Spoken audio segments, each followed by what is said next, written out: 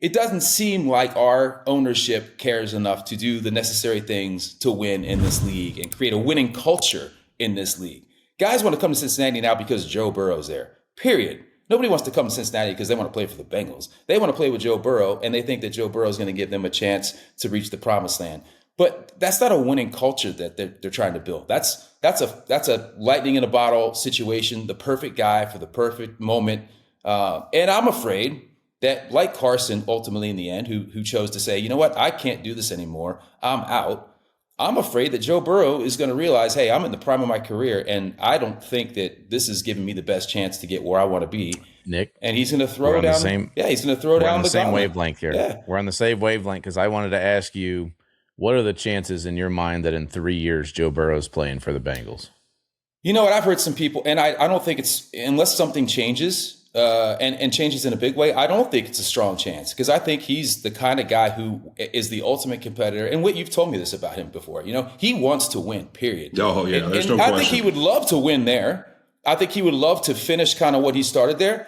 But unless he sees some, and we saw the cracks in the foundation a little bit this year, and he did a good job of kind of backpedaling out of it, I think. But look, the guy wants to win. And if he doesn't think it can happen there, then at some point he's going to get frustrated to the point of having to kind of throw down an ultimatum. Not to plug a show I host on Netflix or anything, but well done. That was a good job. Thank you. Let's go. Thank you. But no, I mean, I think that's the sad thing. And you hear some people say, well, you know what they should do? They should trade Joe. They should trade Chase. They should get a bunch of draft picks and retool. What in the world gives you the impression we would know what to do with those draft picks? Are you crazy? Yeah. I mean, that's the worst thing I've ever heard. So it's truly frustrating. I don't have any hope that this ownership can ever turn it around, which is why I've kind of put myself out there through song to say, hey, you know what? You've made billions of dollars, billions. All right, take the money and run. Go, walk off into the sunset. I think the city of Cincinnati would celebrate Mike Brown in a way he's never been celebrated if he sold the team locally and gave someone else a chance to come in and build a winner.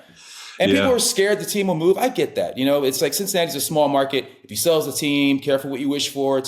There's plenty of money in Cincinnati. There's plenty of local people who want to be a part of owning an NFL team, who would keep the team there and give it a chance to be the successful team it could be and should be, honestly. I mean, it's a hotbed of football. How in the world are the Bengals not more successful? It's because ownership doesn't care. Yeah, I think in professional sports, you have to be careful, kind of your point about Joe, that people, they accept mediocrity sometimes. And there's athletes that say, hey, you know what, I'm getting the check and I'll accept it. And then there's guys that just flat out don't. Nick Saban's famous for saying, like, mediocre people don't understand overachievers and overachievers can't stand mediocre people. Like, the reality is Joe Burrow is one of those guys who's an overachiever. He wants to win in every freaking thing he does. He wants to be really good at it. And so when you match that with an owner who might not be wired like that, like, listen, Mike Brown was always good to me. I will say that. He was always very upfront and very honest with me, and I got a lot of appreciation for that.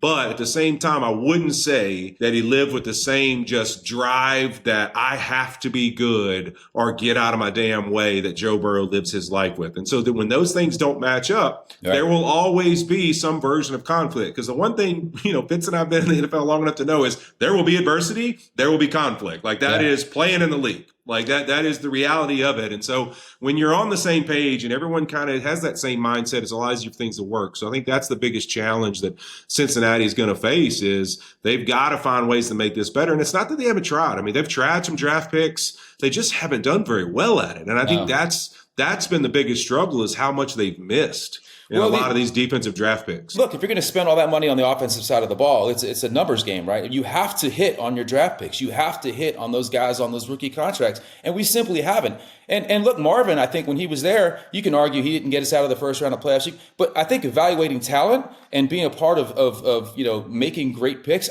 we had some great draft picks, to your point earlier, when he was there. We just aren't doing it anymore. And to say, hey, we're fine with it. Duke's going to be back. Zach's going to be back. We're totally fine with how this is playing out. Status quo. It's the status quo. There's people that are like, you know what? And one just played in the Super Bowl. You know what I mean? Like, all right, 1 year coach in New England, out. Vrabel's our guy, comes in, changes the culture in the Super Bowl. Obviously, it didn't turn out the way they wanted.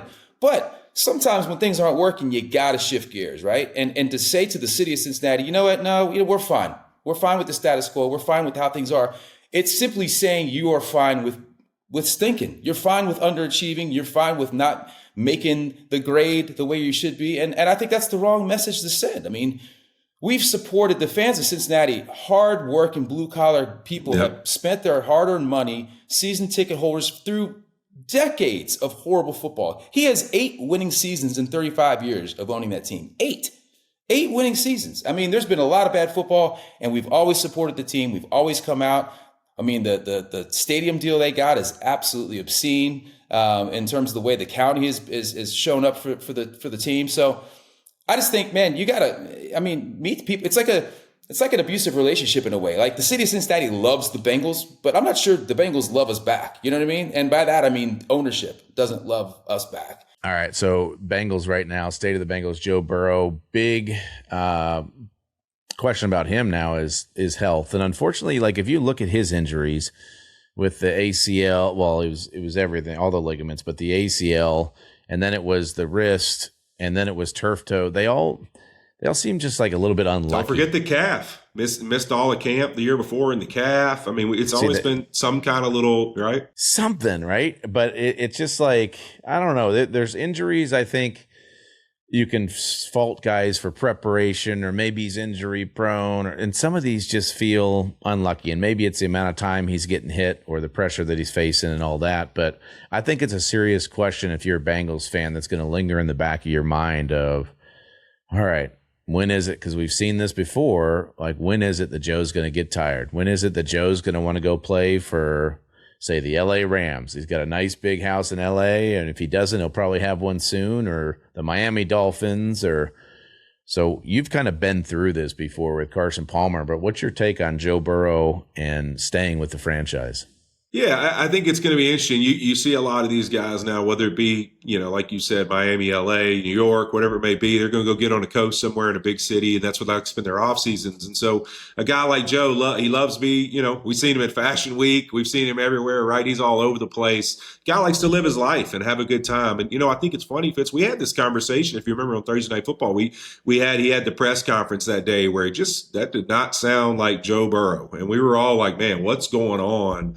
In his mind, and is it injuries? Is it frustration of and I kind of told you guys, man, I mean, as worldly as he is and just what a great dude he is, man, there's no way when you have that many injuries and that many years in a row where you're battling and rehabbing, you talk to any guy that's been through those kind of processes, it messes with you mentally and it frustrates you. And so I think you start to get a sense of, man, something positive's got to happen. So you get a little antsy in that world of man, I want to see the positivity come out of this team.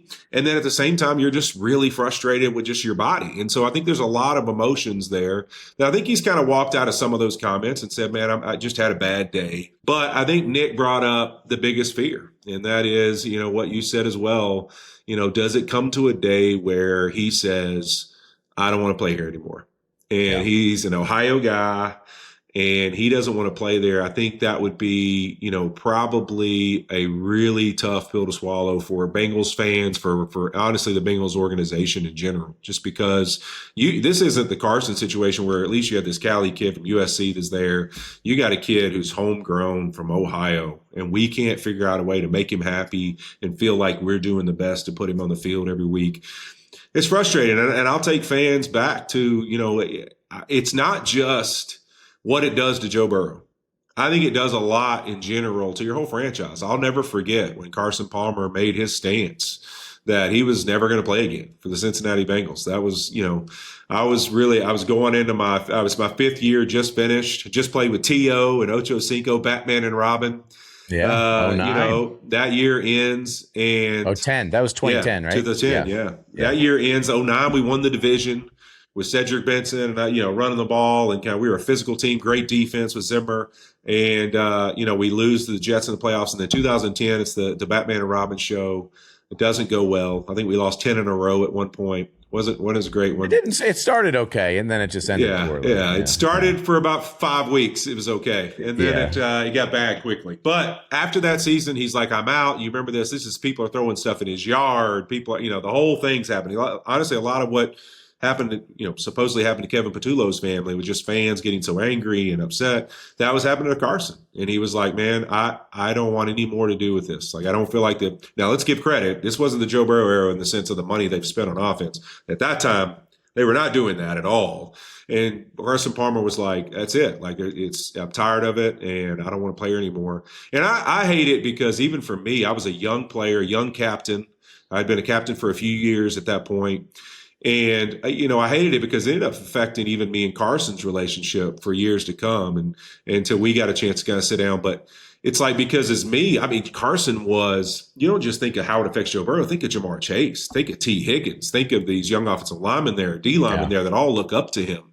Chase Brown. Like, think of these guys that look up to him, because I know for me, it was like, man, it affected our relationship after that, because I was like, man, you're walking out on us. Like you can't do this, because I looked up to Carson Palmer like the big brother I'd ever had. Like, I worshiped the ground that Carson Palmer walked on. Like, I thought Carson Palmer was the greatest leader I'd ever been around. He was one of the best dudes I'd ever been around. Like, I had never been around somebody like him before.